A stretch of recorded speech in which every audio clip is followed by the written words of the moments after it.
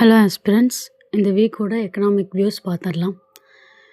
இந்திய மக்கள் தொகையில் 140 கோடி முதியவர்கள் என அறியப்படும் 60 வயதுக்கு மேலானவர்களின் எண்ணிக்கை சுமார் 15 கோடி.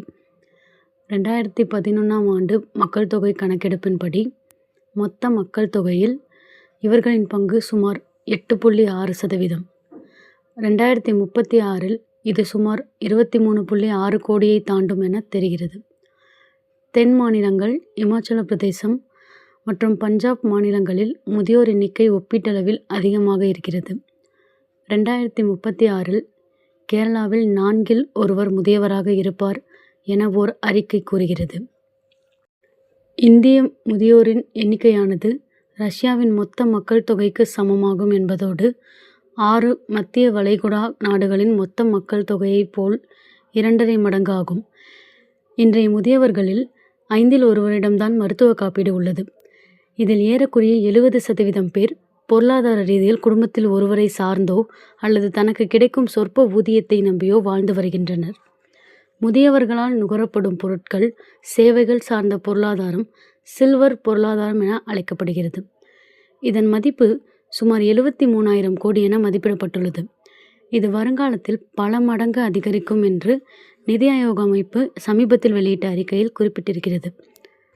தொடர்ந்து அதிகரித்து வரும் முதியோரின் தேவைகளை கருத்தில் கொண்டு பிரபல FMCG நிறுவனமான IDC ரைட் ஷிஃப்ட் என்கிற பெயரில் பல பொருட்களை அறிமுகப்படுத்தி வருகிறது.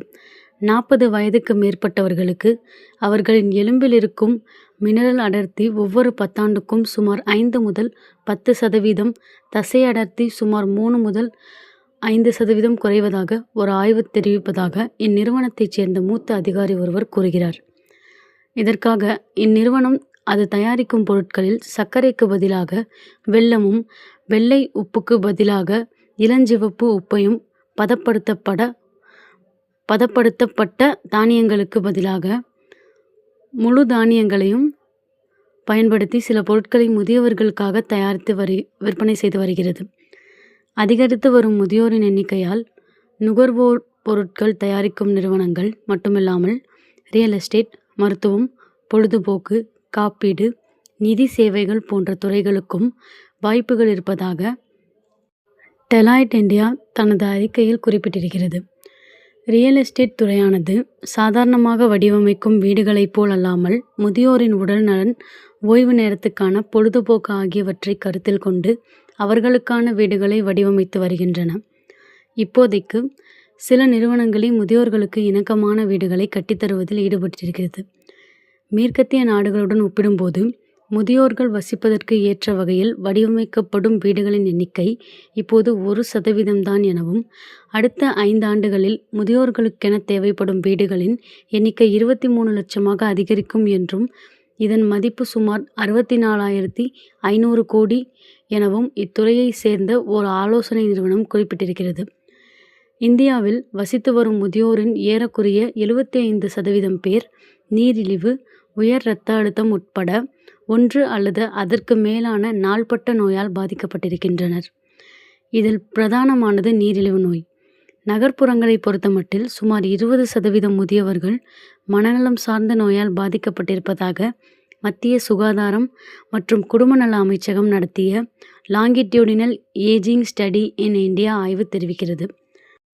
உடல்நலன் சார்ந்த மருத்துவ செலவுகள் இந்த வயதினரிடையே மிகப்பெரிய சுமையாக இருந்து வருகிறது. மொத்த முதியோர் எண்ணிக்கையில் 26% பேர் மருத்துவ செலவுக்கென பணம் வாங்கிய வகையில் கடனாளியாக இருப்பதாக ஆய்வு கூறுகிறது. தற்போது முதியோருக்கான அரசாங்க முன்னெடுப்புகளில் குறைந்தபட்சம் 1000 ரூபாய் முதல் 5000 ரூபாய் வரை மாத ஓய்வூதியத்தை உறுதி செய்யும் அடல் பென்ஷன் யோஜனா, முதியோர்களை மேம்படுத்துவதற்கான அடல் வயோ அப்யுதய் யோஜனா மற்றும் மூத்த குடிமக்களுக்கான ஒருங்கிணைந்த மானிய உதவி திட்டம் ஆகியவை அடங்கும். ஒவ்வொரு பெரிய மருத்துவமனையும் முதியோர்களுக்கென்று ஒரு பிரிவு வைத்திருப்பது அவசியமான ஒன்றாக இருக்க வேண்டுமென்று மேனாள் சுகாதார செயலாளர் வலியுறுத்தியிருக்கிறார். உலகளவில் சுமார் 5 கோடி பேர் டிமென்ஷியாவால் பாதிக்கப்பட்டிருப்பதாக உலக சுகாதார அமைப்பின் அறிக்கை கூறுகிறது. இதுவே 2050ஆம் ஆண்டு வாக்கில் 3 மடங்காக அதிகரிக்கும் எனவும் கணித்திருக்கிறது.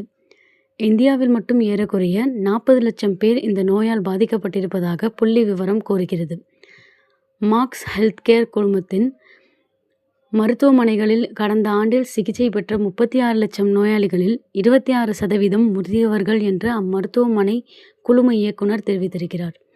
அத்தோடு இக்குழுமம் மருத்துவமனைகள் இந்த பிரிவினருக்கு மருத்துவ தேவைகள் வழங்கும் பொருட்டு பல முன்னெடுப்புகளை எடுத்து அதிக கவனம் செலுத்தி வருவதாகவும் கூறியிருக்கிறார்.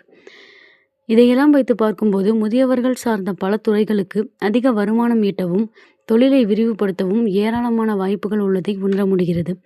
அதே நேரத்தில் கடுமையான பொறுப்புகளும் இருக்கின்றன என்பதை அத்துறை சார்ந்த நிறுவனங்கள் மனதில் கொண்டு செயல்பட வேண்டும்.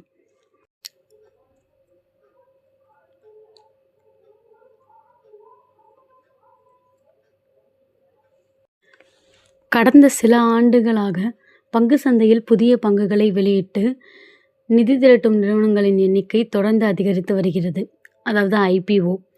கடந்த 2025ஆம் ஆண்டில் நிதி சேவைகள், உற்பத்தி, நுகர்வு பொருட்கள், தொழில்நுட்பம், உள்கட்டமைப்பு உட்பட பல்வேறு துறை சார்ந்த 103 நிறுவனங்கள் IPO மூலம் 1.75 லட்சம் கோடி திரட்டின.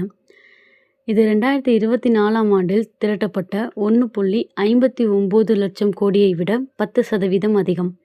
2025இல் டாடா கேபிட்டல் 15,512 கோடி, HDB ஃபைனான்ஸ் சர்வீஸ் 12,500 கோடி, LG எலக்ட்ரானிக்ஸ் இந்தியா 11,605 கோடி ஆகிய நிறுவனங்கள் அதிக அளவில் நிதி திரட்டின.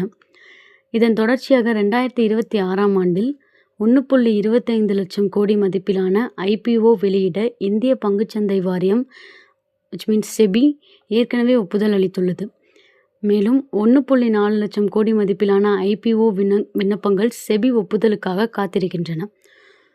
குறிப்பாக Reliance Jio, NSE, PhonePe, Flipkart, Zepto, Hero FinCorp, LBI mutual fund போன்ற போர்டு உள்ளிட்ட நிறுவனங்கள் IPO வெளியிட தயாராகி வருகின்றன.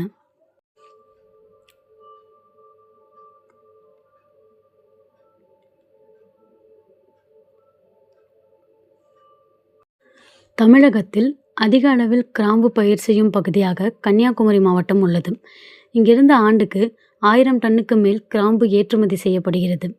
கன்னியாகுமரி மாவட்டத்தில் விளையும் கன்னியாகுமரி கிராம்பு புவிசார் குறியீடு பெற்றது. இதற்கு சர்வதேச சந்தையில் நல்ல விலை கிடைத்து வந்தது. ஆண்டுதோறும் ஜனவரி மாதம் முதல் ஏப்ரல் மாதம் வரையிலான 4 மாதங்கள் கிராம்பு அறுவடை செய்யும் காலமாக உள்ளது. கன்னியாகுமரி மாவட்டத்தில் மேற்கு தொடர்ச்சி மலையில் உள்ள கரும்பாறை, சிற்றாறு, தஞ்சமலை உள்ளிட்ட பகுதிகளில் தற்போது கிராம்பு அறுவடை நடந்து வருகிறது. ஆனால் சர்வதேச சந்தைக்கு கன்னியாகுமரி கிராம்பு ஏற்றுமதி ஆகாமல் விலை வீழ்ச்சி அடைந்துள்ளது. இதனால் கிராம்பு விவசாயிகள் கடும் அதிர்ச்சி அடைந்துள்ளனர். இது குறித்து கன்னியாகுமரி மாவட்டம் கரும்பாறை மலைத்தோட்ட விவசாய சங்க செயலாளர் கூறியது: கன்னியாகுமரி மாவட்டத்தில் உள்ள மிதமான காற்றுடன் கூடிய தட்பவெப்ப கிராம்பு சாகுபடிக்கு ஏற்றதாக உள்ளது. உலகில் பிற பகுதிகளில் விளையும் கிராம்பை விட தரத்தில் சிறந்து விளங்குவதால் கன்னியாகுமரி கிராம்புக்கு அதிக விலை கிடைத்து வருகிறது. குறிப்பாக இலங்கை, இந்தோனேஷியா, மடகஸ்கர் ஆகிய இடங்களில் விளையும் கிராம்புகளை விட அதிக விலைக்கு விற்பனையாகிறது. ஆனால் கடந்த 6 மாதங்களாக கன்னியாகுமரி கிராம்பு ஏற்றுமதி ஆகாமல் தேங்கி கிடக்கிறது. அமெரிக்காவில் உற்பத்தியாகும் குறிப்பிட்ட ரக சிகரெட்டில் வாசனைக்காக இந்தோனேஷியாவில் விளையும் கிராம்பு பயன்படுத்தப்பட்டு வந்தது. தற்போது இத்தகைய சிகரெட் உற்பத்திக்கு அமெரிக்க அரசு தடை விதித்துள்ளது. இதனால் அமெரிக்க சந்தை வாய்ப்பை இழந்த இந்தோனேஷிய கிராம்பு இந்தியாவில் 20 டன்னுக்கு மேல் இறக்குமதி ஆகியுள்ளது. இதனால் இந்தியாவில் உள்ளூர் கிராம்பு விலை குறைந்துள்ளது. சர்வதேச சந்தைகளுக்கும் ஏற்றுமதி செய்ய முடிவதில்லை. தற்போது கன்னியாகுமரி கிராம்பு கிலோ 900 ரூபாய்க்கு குறைவாகவே விலை போகிறது. கடந்த 2022ஆம் ஆண்டு வீசிய ஒக்கி புயலின் போது கிராம்பு செடிகள் பெருமளவு அழிந்தன. இதனால் கன்னியாகுமரி மாவட்டத்தில் கிராம்பு உற்பத்தி 3இல் 1ஆக குறைந்துவிட்டது. தற்போது விலையும் வீழ்ச்சி அடைந்ததால் கிராம்பு விவசாயிகள் கடுமையாக பாதிக்கப்பட்டுள்ளனர். இதை சரி செய்ய மத்திய, மாநில அரசுகள் உதவ வேண்டும். இவ்வாறு அவர் தெரிவித்தார். If you like the video, subscribe the channel. Like, share, comment and press the bell icon.